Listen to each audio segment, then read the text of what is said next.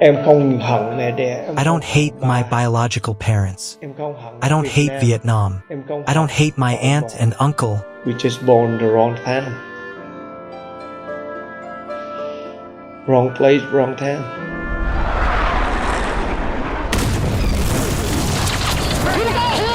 In early 1972, while the Vietnam War was still raging, an American soldier serving in Vietnam fell in love with a young Vietnamese woman.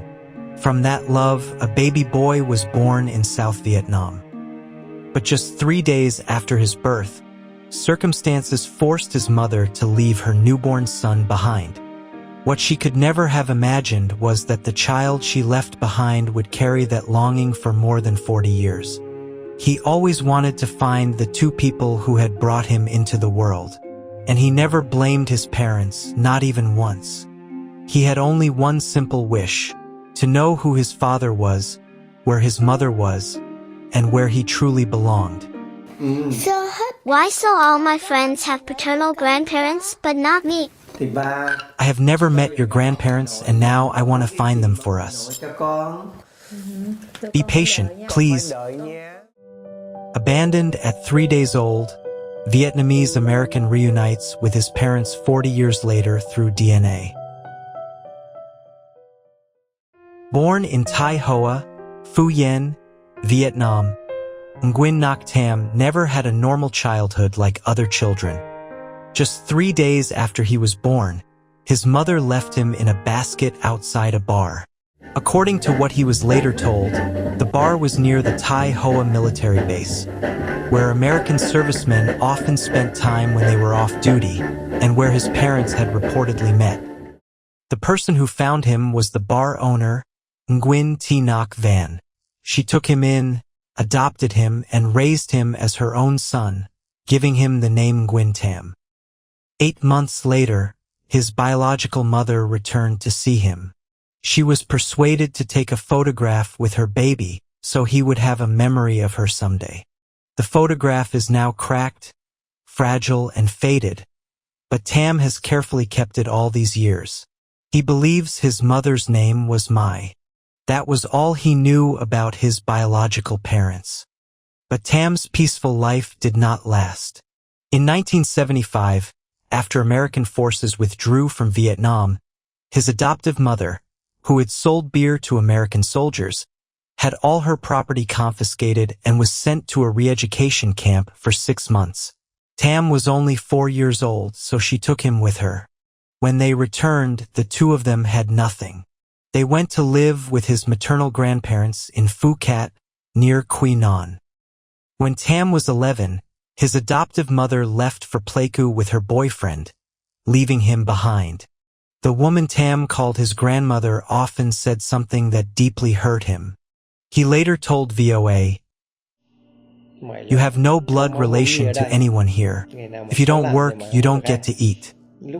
Those were very difficult times, and my uncles used to beat me badly. Everyone said I was a child of American imperialism. But at that age, I didn't even know what American imperialism was, where America was, or what it meant.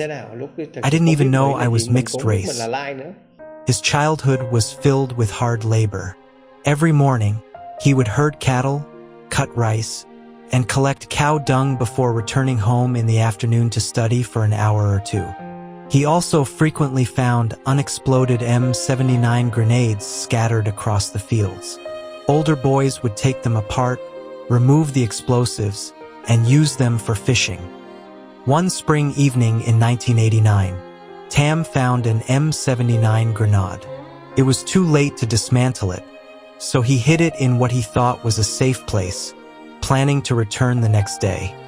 The following morning, as he was walking toward the hiding place, he suddenly heard an explosion. Someone who had apparently watched him the previous day had found the grenade and tried to dismantle it. The unstable round exploded. Tam had narrowly escaped death. For Amerasian children like Tam, life in Vietnam was often marked by discrimination and limited opportunities. In response, the U.S. Congress passed the Amerasian Homecoming Act in 1987, allowing thousands of Amerasian children fathered by American servicemen to immigrate to the United States. Certain family members, including spouses, children, and biological mothers, could also accompany them. One day, local officials came to speak with Tam's adoptive grandparents about the program. Tam overheard them and feared the authorities were coming to take him away. He secretly traveled to Pleiku to find his adoptive mother and told her what he had heard. After learning that the program was genuine, the two registered for it. But then came another painful twist. Tam's adoptive mother sold him to a family in Saigon for 2 taels of gold. The family bought him hoping that he would become their ticket to America. But things did not go as they had planned. Only Tam was allowed to immigrate. On May 20th, 1991, at the age of 19, he finally left Vietnam for the United States. At the time, I didn't think I was being sold. I just thought they had the money to take care of me and help me go. I didn't know anything about buying or selling. Taken in by America, yet still longing to find his parents. After moving to America, Tam gradually adapted to his new life. He went to school and eventually learned to communicate in English. Years later, he met the love of his life. They married and had children of their own. Tam built a happy life and a stable career in the United States. His family now lives in American Dream in East Rutherford, New Jersey. Yet despite having a warm and fulfilling life, Tam would often find himself lost in thought. Who am I? Who are my parents? He had almost no clues to help him find them. He sent countless letters and made numerous phone calls, asking anyone who might know something about his past. But information about his biological parents remained out of reach. Tam officially began searching for his father in April 2005. He contacted Senators John McCain and John Warner, hoping they might be able to offer advice or assistance.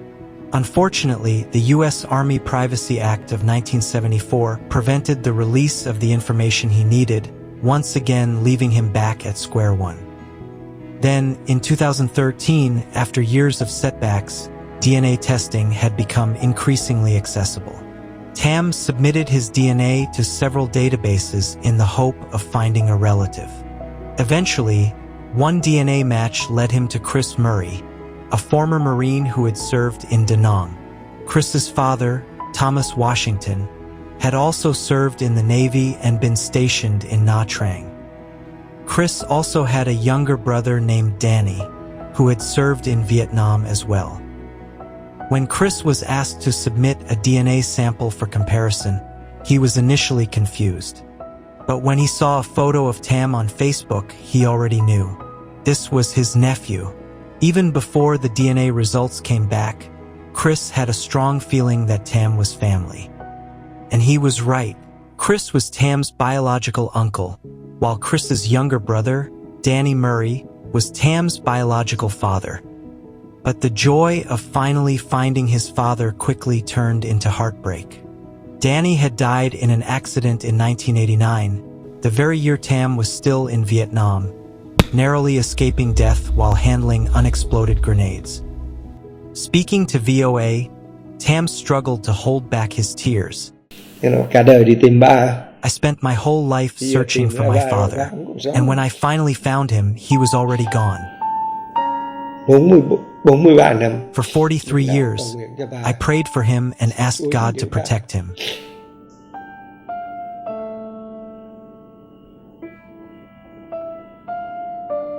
But when I finally found him, he was no longer alive.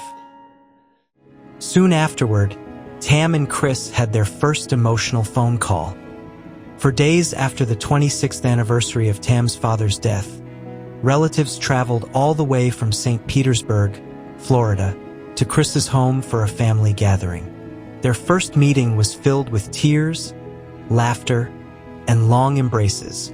After more than 4 decades apart, they finally welcomed Tam, the lost son of the family, home. Following his reunion with his American family, Tam changed his name to Thomas Danny Murray. in honor of his father and grandfather. Although finding his biological father's family brought Tam immense happiness, his story was still incomplete. The mystery of his mother remained. Cái hy vọng của em nếu mà ba còn sống. My hope was that my father was still alive so that I could find my mother. Nhưng lúc ông chết, But he had already passed away, so there was no longer any information that could lead me to her. A DNA test leads him to his long-lost mother. Just when it seemed that Tam's search had reached a dead end, a DNA test led to another life-changing discovery. He had a biological half-sister who shared the same mother but had a different father. And thanks to her, Tam was finally able to reconnect with his mother. Tam told VOA, "Then I received an email from my niece. From the email, I thought my half-sister was the daughter of my grandfather, who had been stationed in Nha Trang. I never imagined that she would lead me to my mother. But the DNA test showed that she was related to me through my mother, not my father. The first thing I wanted to ask was whether my mother was still alive." After making inquiries, Tam learned that his mother was still living in Song Kha, Phu Yen. Her name was Nguyen Thi Gap. When he learned that his mother was still alive, Tam was overjoyed. He immediately made arrangements to return to Vietnam to find her. He was accompanied by his daughter, his uncle Chris Murray, his half-sister, and 2 nieces and nephews who called him Kha, meaning their maternal uncle. When he returned to Vietnam, Tam did not forget to visit his adoptive mother first before going to meet his biological mother. During their emotional reunion, Tam finally heard his mother's explanation for why she had been forced to leave him behind. Mrs. Gap told VOA, I left him with Aunt Tu to raise. Later, when I went to Nha Trang, I got into a vehicle accident on Doca Pass and broke both ribs. I stayed in the hospital in Nha Trang for 21 days. When I returned home after being treated, Aunt Tu had already moved away. That's all I remember. When I asked the neighbors, they told me she had moved away more than 10 days earlier.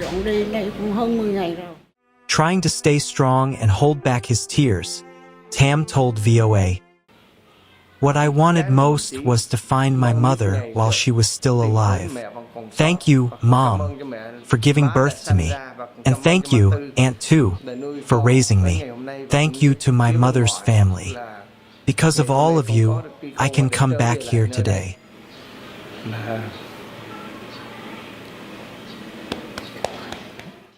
Witnessing the emotional reunion, Chris Murray also told VOA, "It was wonderful to witness my nephew meeting his biological mother again. It was truly an honor. After all, his mother was the one who brought love into my brother's life.